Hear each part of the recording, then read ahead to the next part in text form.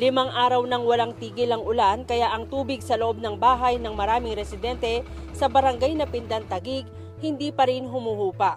Si Nanay Flora idinadaing na ang pananakit ng mga binti dahil laging babad sa tubig baha.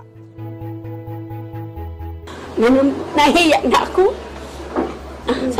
sa kalagayan namin. Naawa rin ako sa pamilya ko. Tapos, lalo ako matanda na ako. Hindi na ako ganang naglalakad.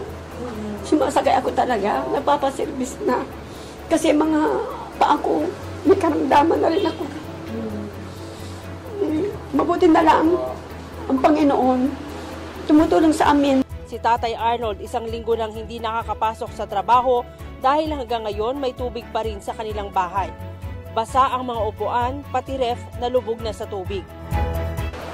Kaya po, yung natitirang pera, pinagkakasya po namin yung budget. Ganito rin ang sitwasyon ng pamilya ni Tatay Joey na isang delivery rider. Medyo may konti pa namang kahit pa paano kinakain.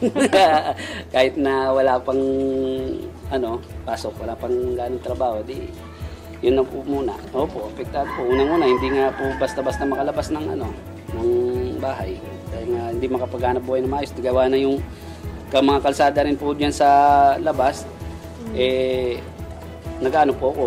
Hindi ako nakakabiyahe, gawa ng maraming kalsadang lubog. Hindi rin talaga pwedeng ipagsapalaran yung sasakyan. Kaya ang pamamahala ng Iglesia ni Cristo agad nagpadala ng tulong at nagbigay ng lingap sa mga kababayan. Ang iglesia ang unang tumulong sa amin, sa pamilya namin. Masaya kami lahat ng buong pamilya. Baka sa mukha ng mga kababayan natin ang saya sa tulong na ibinigay ng Iglesia ni Cristo. Malaking bagay ayon sa ating mga kababayan ang ganitong lingap ngayong mataas rin ang presyo ng mga bilihin at marami ang naghihirap.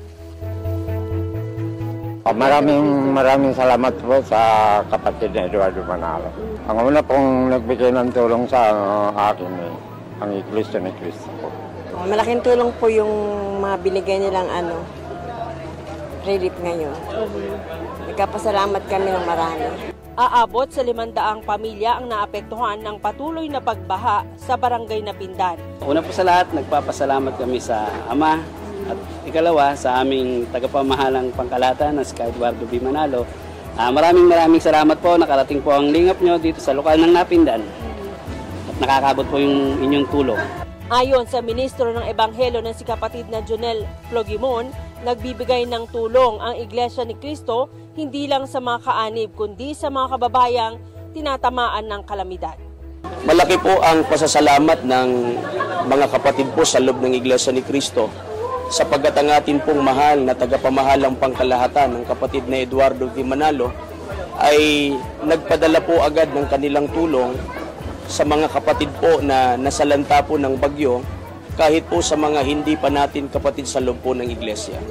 Tuloy-tuloy po ang pamimigay po ng lingap, hindi lamang po dito sa Barangay Napindan, kundi maging sa iba't ibang dako po dito sa Taguig City at sa iba pang mga bayan dito po sa Metro Manila.